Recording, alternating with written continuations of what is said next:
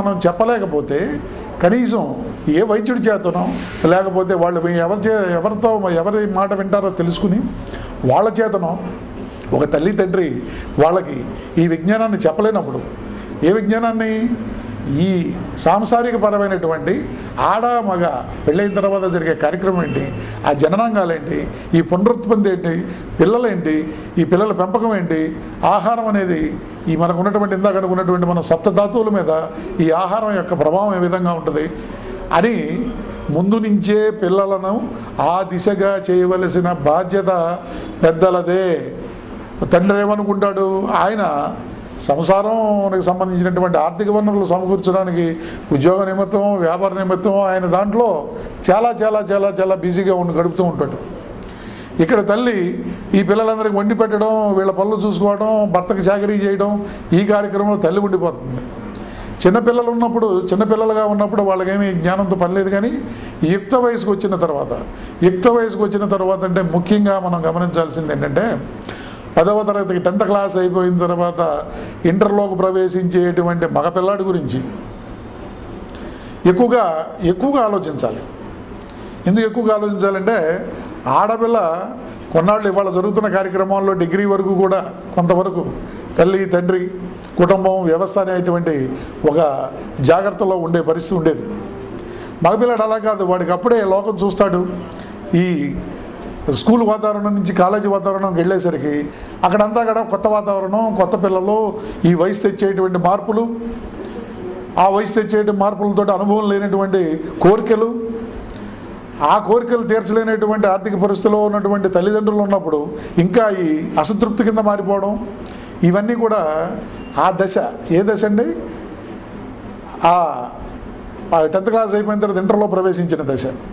ఇక్కడ బాధ్యత తల్లి తండ్రి బాధ్యత, లేదా కుటుంబ పెద్దల బాధ్యత కూడా ఉన్నదండి ఇక్కడ. ఎందుకంటే మన మాట చెప్తే వినరు అని కొట్టిపారేయడానికి వీల్లేదు. వాళ్ళు వినకపోయినా మనం చెప్పాల్సింది నయానో భయానో ఏదో రకంగా వాళ్ళకి అర్థమయ్యేలాగా చెప్పవలసిన బాధ్యత పెద్దలుగా మన మీద ఎంతో ఉన్నది. వాళ్ళు వినరండి, వాళ్ళు ఎక్కడండి, వాళ్ళ జనరేషన్ మనం ఎక్కడ చెప్తామండి అని చెప్పేసి మనం అనుకోవడం కాదండి. కాబట్టి ఇవాళ పెద్దవాళ్ళకి అంటే తల్లిదండ్రులకు ముఖ్యంగా నేను చెప్పేది, యువతకి మనం చెప్పేది ఏం లేదండి. నేను అంటే మా తరపు నుంచి ఎందుకు లేదు అంటే వాళ్ళకి తెలియదు, వాళ్ళకి మనం సరైనటువంటి దారిలో పెట్టవలసిన బాధ్యత పెద్దవాళ్ళగా మనదే. ఎందుకు బాధ్యత మనది?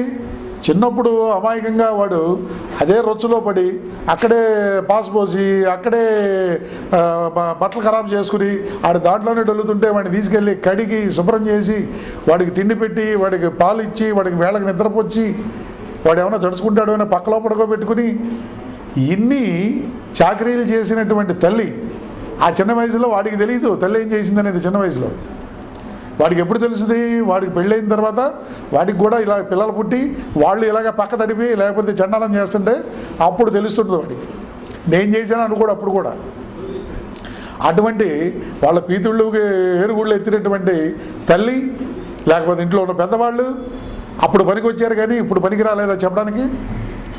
అంటే అప్పుడు వాడు తెలియని వాడని చెప్పేసి మనం సహించాం, భరించాం. ఇప్పుడు కూడా అదే తప్పదు. ఎందుకంటే వాళ్ళకి సరైనటువంటి ఆలోచన, వాళ్ళకు ఉండవలసినటువంటి అవగాహన వచ్చే వరకు కూడా మనం వాళ్ళని వినండి, వాళ్ళని నడిపించవలసిందే. వాళ్ళు మన మాట అంటలేదని చెప్పని వదిలేయడానికి వీల్లేదండి. ఆహార విషయాల్లో ఎలా అయితే మనం శ్రద్ధ తీసుకుంటున్నామో అలాగే వాళ్ళకి సరైనటువంటి మనకి సామాజిక పరమైనటువంటి అలవాట్లు కూడా మనం నేర్పాల్సిన బాధ్యత మన మీద ఉన్నది. కొంచెం ఊహ వచ్చిన తర్వాత అంటే ఈ పిల్లలు కొంచెం డిగ్రీలోకి వచ్చిన తర్వాత ఈ సాంసారిక పరమైన కుటుంబపరమైనటువంటి కొంచెం ఆర్థికమైన పరిస్థితులు, ఆ కుటుంబ పరిస్థితులు కూడా కొంచెం అర్థమవుతాయి. కాబట్టి అప్పుడు వాళ్ళకి కొంచెం ఆలోచన ఉంటుంది, వినటానికి అవకాశం ఉంటుంది.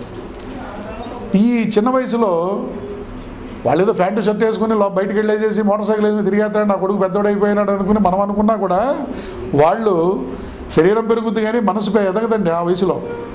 అందుకని వాళ్ళని ప్రత్యక్షంగా నువ్వు అలా ఉండు, నువ్వు ఇలా ఉండు, ఇలా కూర్చో, అలా కూర్చో అని చెప్పేసి అతిగా మనం వాళ్ళని ప్రెషర్ చేయకుండా మనం చూసి చూడనట్టు మరి చంటి పిల్లల్ని మందలించినట్టుగా కాకుండా కొంచెం వాళ్ళకే వయసు వస్తుంది, అర్థం